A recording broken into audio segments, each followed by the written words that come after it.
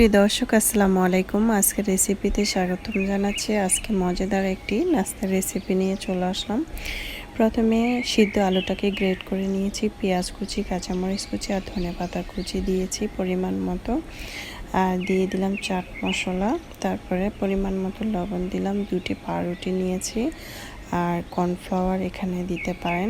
কর্নফ্লাওয়ারটা না থাকলে সেক্ষেত্রে চালের গুঁড়া দিতে পারেন অথবা ময়দা দিতে পারেন, তবে কর্নফ্লাওয়ারটা দিলে খুব পারফেক্ট হবে। আর কর্নফ্লাওয়ারটা না থাকলে চালের গুঁড়াটা দিতে পারেন, তাহলে অনেকটা ক্রিস্পি হবে।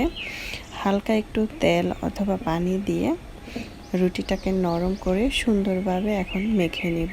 আর দিয়ে দিচ্ছি মরিচের গুঁড়া 1 টেবিল চামচ দিয়ে সুন্দরভাবে এটাকে মেখে নিচ্ছি। তেল দিয়ে মেখে নিলে অনেক সময় হাতে লাগে না, খুব সুন্দরভাবে কিন্তু মাখা হয়। এখন আমি কিভাবে তৈরি করছি সেটা আপনারা একটু খেয়াল করলে কিন্তু পারবেন। আর এই নাস্তাটি খেতে কিন্তু অনেক বেশি মজাদার হয়েছিল। চাইলে কিন্তু ঝটপট বাসার উপকরণ দিয়ে এই মজাদার নাস্তাটা তৈরি করতে পারেন। তো আমার পাউরুটি খাওয়ার পরে 2 পিস রুটি ছিল, তাই আমি আজকে এই মজাদার নাস্তাটা তৈরি করে ফেললাম।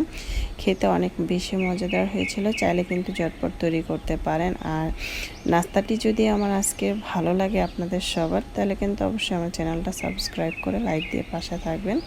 যারা নতুন রাঁধুনি তারা কিন্তু চাইলে আমার চ্যানেলটা সাবস্ক্রাইব করে রাখতে পারেন, তাহলে নতুন নতুন ভিডিও ছাড়লে আপনারা কিন্তু পেয়ে যাবেন, আপনারা বাসায় ঝটপট তৈরি করতে পারবেন।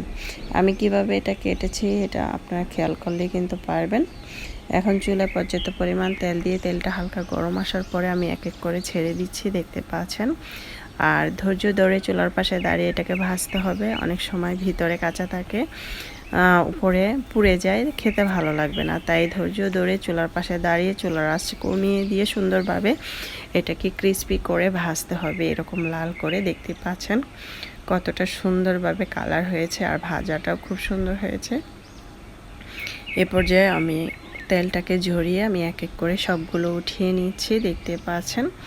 মাশাআল্লাহ, দেখতে যেমন সুন্দর হয়েছে, খেতে কিন্তু আলহামদুলিল্লাহ। আমরা চাইলে কিন্তু এই ঝাল ঝাল মজাদার নাস্তাটি তৈরি করতে পারি। আমরা তো সবসময় এই ঈদে মিষ্টি জাতীয় খাবারগুলো খেয়ে এসেছি, পিঠা, তারপরে সেমাই, সব ধরনের মিষ্টি জাতীয় খাবার খেয়েছি। আমরা চাইলে কিন্তু এই ঝাল ঝাল মজাদার নাস্তাটি তৈরি করে খেতে পারি। বাসায় সবাই অনেক বেশি প্রশংসা করবে, চেটেপুটে খেয়ে নেবে।